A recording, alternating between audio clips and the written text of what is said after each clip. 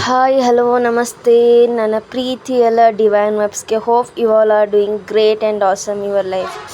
S today ನಾನು ಭೇಟಿ ಕೊಟ್ಟಿದ್ದೆ ಧಾರವಾಡ ಡಿಸ್ಟ್ರಿಕ್ಟಲ್ಲಿರೋ ಕುಂದಗೋಳ ತಾಲೂಕಿನ ಹಳ್ಳಿಯಾದಂತಹ ದೇವನೂರು ಗ್ರಾಮಕ್ಕೆ. ಈ ಗ್ರಾಮ ತುಂಬ ಅದ್ಭುತವಾಗಿದೆ. ಎಲ್ಲಿ ನೋಡಿದ್ರಲ್ಲೂ ಆಂಜನೇಯನ ಆಶೀರ್ವಾದದಿಂದ ತುಂಬಿ ತುಳುಕುತ್ತಿದೆ.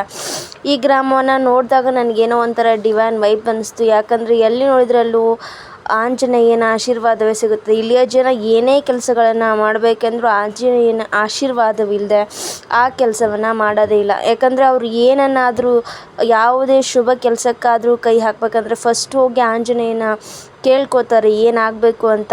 ಅವನ ಆಶೀರ್ವಾದದ ಮೇಲೇ ಮಾಡೋದು. ಎಸ್, ನಾನು ತುಂಬ ಕ್ಯೂರಿಯಾಸಿಟಿಯಿಂದ ಈ ಪ್ರದೇಶದ ಬಗ್ಗೆ ಹೇಳಕ್ಕೆ ಹೋಗ್ತಿದ್ದೀನಿ. ಇದು ಆಂಜನೇಯನ ಪಾದ. ಸಾಕ್ಷಾತ್ ಶ್ರೀ ಹನುಮನನೇ ಇಲ್ಲಿ ನೆಲೆಗೊಂಡಿದ್ದಾನೆ. ಸುಮಾರು ವರ್ಷಗಳಂದರೆ ಸಾವಿರಾರು ವರ್ಷಗಳ ಹಿಂದನೇ ಈ ದೇವಸ್ಥಾನ ಕಟ್ಟಿರೋದಂತೆ. ಇದಿರೋದು ಇಲ್ಲಿ ಧಾರವಾಡದಿಂದ ಒಂದು 50 ಕಿಲೋಮೀಟರ್ ದೂರದಲ್ಲಿ ಕುಂದಗೋಳ ತಾಲೂಕು ಬರುತ್ತೆ. ಕುಂದಗೋಳ ತಾಲೂಕಿನಿಂದ ದೇವನೂರು ಗ್ರಾಮಕ್ಕೆ 5-10 ಕಿಲೋಮೀಟರ್ ಅಂತರದಲ್ಲಿರುವಂಥ ದೇವಸ್ಥಾನ ಇದಾಗಿದೆ. ತುಂಬ ಅದ್ಭುತವಾದದ್ದು ಮತ್ತು ಅತ್ಯಂತ ಪ್ರಾಚೀನವಾದಂಥ ದೇವಸ್ಥಾನ. ನೀವು ಅಲ್ಲಿ ಮೂರ್ತಿಗಳನ್ನು ನೋಡಿದರೆ ನಿಮ್ಗೆ ಗೊತ್ತಾಗುತ್ತೆ ಇದು ಎಷ್ಟು ಪ್ರಾಚೀನವಾದಂಥ ದೇವಸ್ಥಾನ ಅಂತ. ಇಲ್ಲಿ ಸುತ್ತಮುತ್ತಲೂ ನಿಮಗೆ ಹೊಲ ಗದ್ದೆಗಳು ಸಿಗುತ್ತೆ. ಪ್ರಶಾಂತವಾದ ವಾತಾವರಣ ಇದೆ. ಈ ದೇವಸ್ಥಾನ ನನಗೆ ನೋಡಿದಾಗ ಅನಿಸಿರೋದು ಅಂಜನಾದ್ರಿಯಲ್ಲಿರೋ ಆಂಜನೇಯನ ಥರನೇ, ಅಂದರೆ ಆ ಥರನೇ ಫೀಲ್ ಆಗುತ್ತೆ ಅಂತ. ಯಾಕಂದರೆ ನಾವು ಅಂಜನಾದ್ರಿಗೆಲ್ಲ ವಿಸಿಟ್ ಕೊಟ್ಟು ಬಂದಿದ್ದೀವಿ. ಸುತ್ತಮುತ್ತಲ ಯಾವ ಥರ ವೆದರ್ ಇದೆ, ಯಾವ ಥರ ವಾತಾವರಣ ಇದೆ, ಅದೇ ಥರ ವಾತಾವರಣ ಇಲ್ಲೂ ಕೂಡ ಇದೆ. ನಿಮಗೆ ಎಲ್ಲ ಜಂಗಾಲಿಗಳನ್ನು ಬಿಟ್ಟು ಪ್ರಶಾಂತ ವಾತಾವರಣ ಇಲ್ಲಿ ಸಿಗುತ್ತೆ. ಇಲ್ಲಿ ನೀವು ನೋಡ್ತಿರುವಂಥ 2 ನಾಯಿ ಮರಿಗಳು, ಅಂದರೆ ಒಂದು ಬಿಳಿ ಮತ್ತು ಒಂದು ಬ್ಲ್ಯಾಕ್ ಇದೆ. ಇದು ಹೇಗಿದೆ ಅಂದರೆ ಇದು ಸದಾಕಾಲ ಆಂಜನೇಯನ ಆಶೀರ್ವಾದದಲ್ಲಿ ಇದ್ರಿಂದ ಯಾರಿಗೆ ಬಂದರೂ ಇದು ಸಹಾಯ ಮಾಡುತ್ತೆ. ಯಾವಾಗ ಹೋದರೂ ಇದಿರುತ್ತೆ. ಎಲ್ಲರಿಗೂ ಬೆಂಗಾವಲಾಗಿ ಇದಿರುತ್ತೆ. ನಾನು ನನ್ನಮ್ಮ ಒಂದು ಸಾರಿ ಆ ಟೆಂಪಲ್ಗೆ ಹೋದಾಗ ನಮ್ಗೆ ಅಲ್ಲಿ ಬರುವಾಗ ಬಸ್ಸೇ ಸಿಗಲಿಲ್ಲ. ಬಟ್ ರೋಡಿಗುಂಟ ನಮ್ಗೆ ಬಸ್ ಸಿಗುವವರೆಗೂ ಇದು ನಮ್ಮ ಜೊತೆನೇ ಬಂದು ನಮಗೆ ಬಸ್ ಸಿಕ್ಕ ಮೇಲೆ ಇದು ಹೋಯಿತು. ನನಗನ್ನಿಸ್ತು ಇದು ಸಾಕ್ಷಾತ್ ಆಂಜನೇಯನೇ ನಮ್ಮ ಜೊತೆಗೆ ಬಂದು ದಾರಿ ತೋರಿಸಿದ. ಅಂದರೆ ಸುತ್ತಮುತ್ತಲು ಹೊಲ ಗದ್ದೆಗಳಿರೋದ್ರಿಂದ ನಿಮಗೆಲ್ಲೂ ಬಸ್ ಆಗಲಿ ಏನೂ ಕಾಣಲ್ಲ. ಸ್ವಲ್ಪ ಮುಂದೆ ಬಂದಮೇಲೆ ಬಸ್ ಅದು ಸಿಗುತ್ತೆ. ಯಾಕಂದರೆ ಇಲ್ಲಿ ತೋಟ ಗದ್ದೆ ನೀರಿದೆ. ಅಂದರೆ ಪ್ರಶಾಂತವಾದ ವಾತಾವರಣ. ಇದು ಹೊಲಗದ್ದೆಯಲ್ಲಿರೋ ಆಂಜನೇಯನ ಥರ ಇದೆ. ಬಟ್ ಇಲ್ಲಿ ಹೋದರೆ ಯಾವ ಕೆಲಸಗಳನ್ನು ಕೇಳಿಕೊಂಡ್ರೂ ಅದು ಕೆಲಸ ಆಗುತ್ತಂತೆ. ಯಾಕಂದರೆ ಇಲ್ಲಿ ತುಂಬ ಊರುಗಳಿಂದ, ಬೇರೆ ರಾಜ್ಯಗಳಿಂದ ಜನ ಈ ದರ್ಶನಕ್ಕೆ, ಆಂಜನೇಯನ ದರ್ಶನಕ್ಕೆ ಬರ್ತಾರೆ.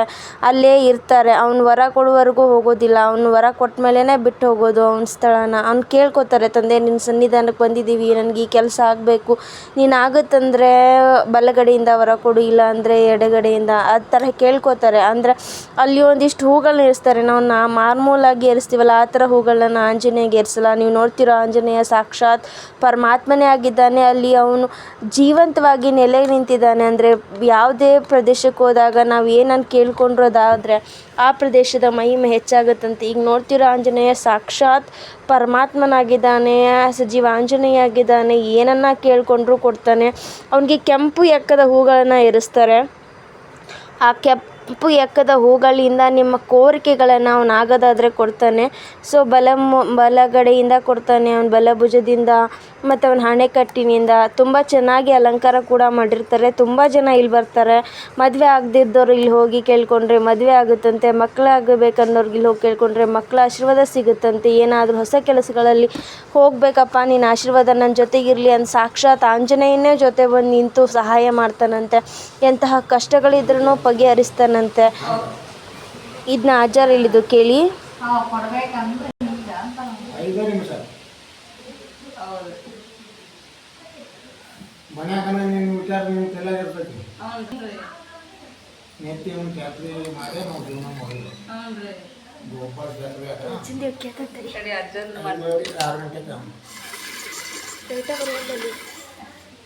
ಕಲ್ಗಟ್ಟಿಗಾರನ್ರಿ 7 ಕೊಟ್ಟು ನೀರು ಒಂದು ಬಾಟಲ್ ತೊಗೊಂಡು ಹೋಗಿ ಮನೆಗೆ ಸಿಂಬಿಸ್ಬಿಡೋದು. ಈ ಹಂಗಾರನ ಬೆಳೆಸ್ಬಿಟ್ಟು ಹೋಗ್ರಿ ಮನ್ಯಾಗ.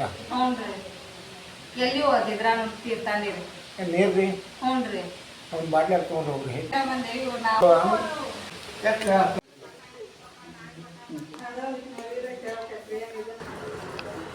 ನೋಡಿ ಫ್ರೆಂಡ್ಸ್, ನೀವು ನೋಡ್ತೀರ ಆಂಜನೇಯನೇ.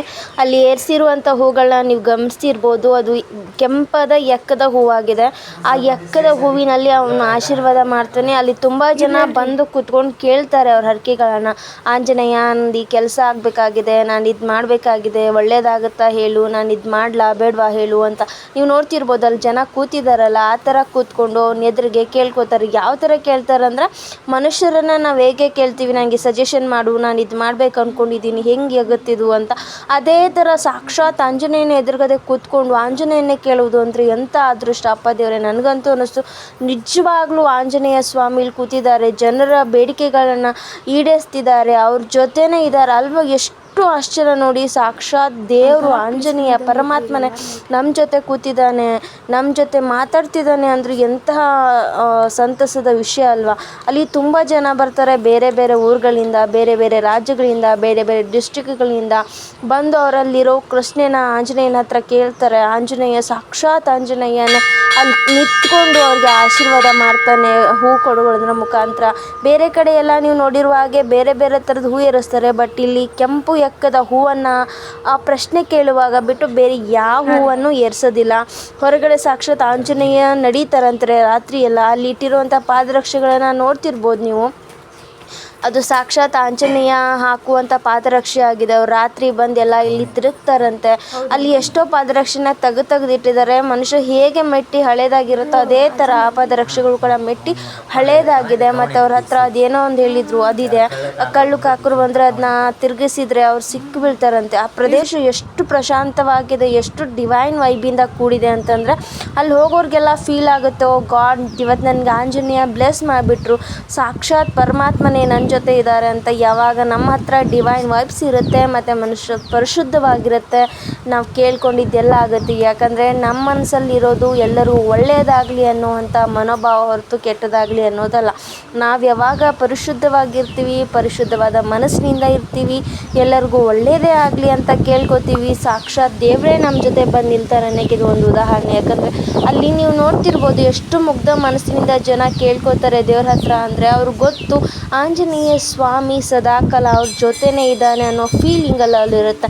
ನನಗೂ ಹೋದಾಗ ಕೂಡ ಅದೇ ಥರ ಆಯಿತು. ನಮ್ಮಮ್ಮ ಅಲ್ಲಿ ಕರ್ಕೊಂಡು ಹೋದರು. ನಾನು ಅಂದ್ಕೊಂಡೆ ಇದೇನೋ ನಾರ್ಮಲ್ ಟೆಂಪಲ್ ಥರ ಅಂತ, ಬಟ್ ಅಲ್ಲಿ ಹೋದಾಗ ನನಗೆ ಡಿವೈನ್ ವೈಬ್ಸ್ ಹೇಗಾಯಿತು ಅಂದರೆ, ಆ ಎರಡೂ ಹೇಳಿದ್ನಲ್ಲ ನಾಯಿ ಮರಿಗಳು ನಾವು ನೋಡಿದಾಗ ನಮಗೆ ಎಷ್ಟು ಜೊತೆ ಇದ್ದರು ಅಪ್ಪ ಅಂತಂದರೆ, ನನ್ನ ನಿಜ ಆಂಜನೇಯನೇ ನಮ್ಮ ಜೊತೆ ಬಂದು ನಿಂತಿದ್ದಾರೇನೋ ಅನ್ನೋ ಫೀಲಲ್ಲಿತ್ತು.